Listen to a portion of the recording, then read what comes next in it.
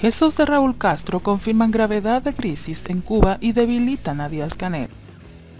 El gobierno cubano sigue sin aclarar si el nuevo rol adjudicado a López Calleja implica su cese al frente del complejo militar empresarial CAESA, donde fue sancionado por Estados Unidos, o solo un cometido adicional, pero en cualquier caso evidencia un enroque del Raulato en su estricto control sobre la hacienda Virán S.A. y revela el temor de Raúl Castro a que Díaz-Canel no pueda afrontar los retos en ciernes, con un desprestigio internacional creciente y una sociedad civil y oposición cada vez más reivindicativas.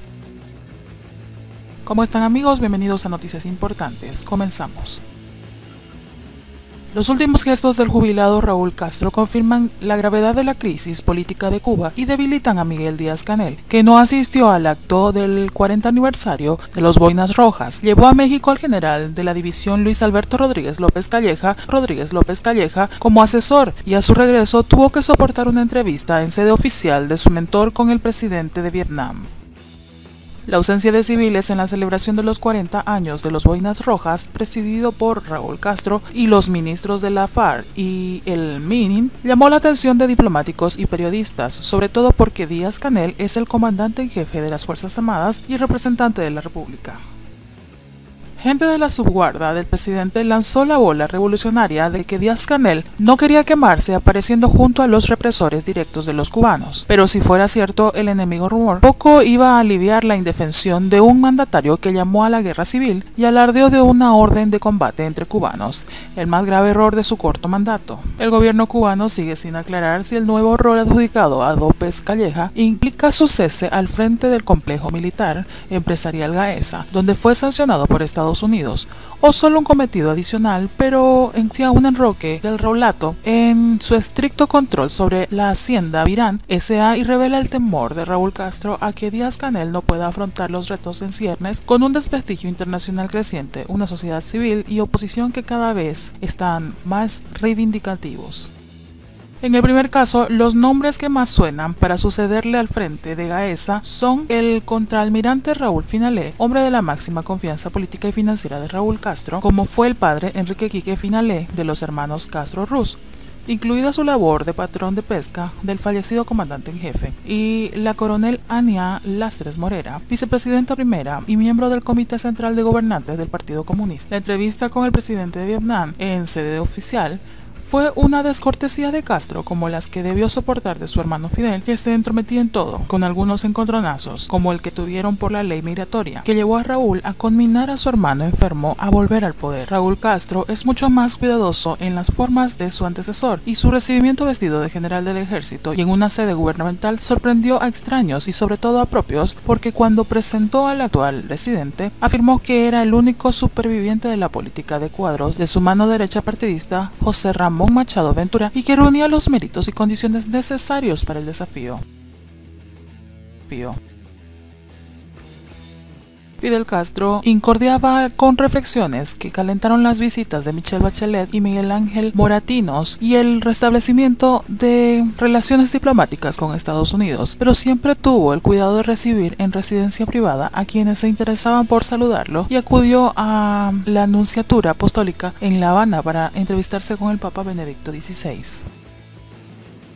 La aparición en uniforme reglamentario y en sede oficial para entrevistarse con el presidente vietnamita es un gesto de Raúl Castro que debilita aún más la delgada figura de Díaz-Canel, que desde su debut ha tenido que lidiar con el avionazo, un tornado que arrasó parte de La Habana, varios ciclones y el desplome de Venezuela como proveedor de petróleo, del turismo y de remesas familiares, las sanciones de Trump,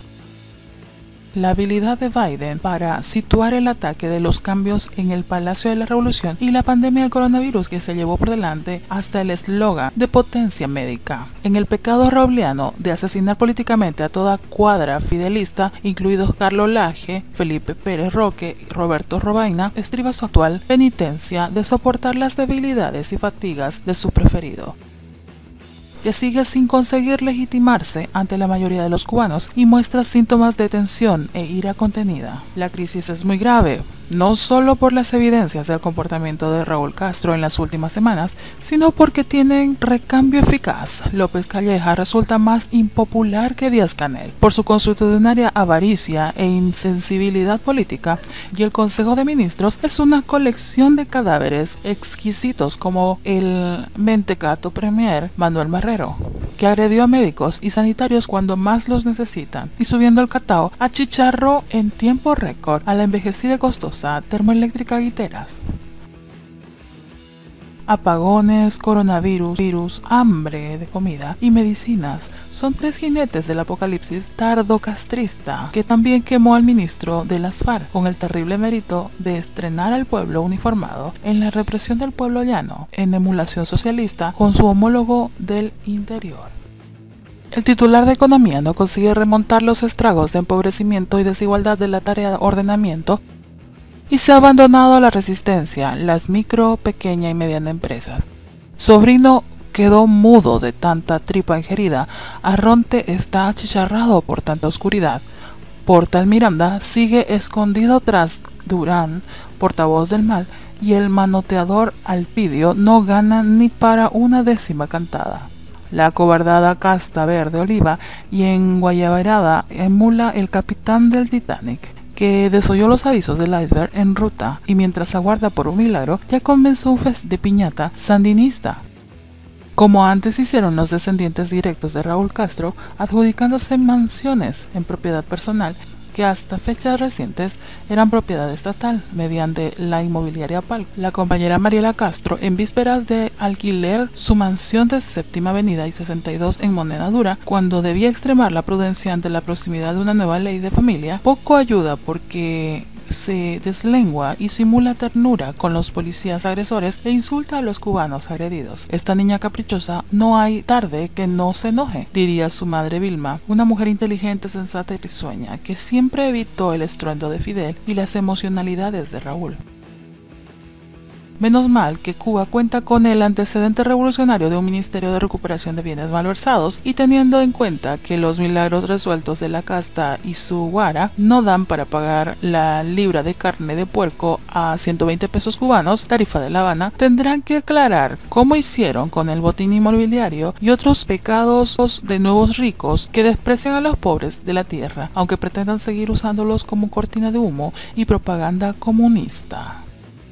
Y bien amigos, así vamos terminando con noticias importantes. No olviden suscribirse y compartir con sus amigos y familiares, así podremos llegar a muchas más personas con la verdadera realidad de Cuba. Patria y vida mis hermanos, hasta pronto.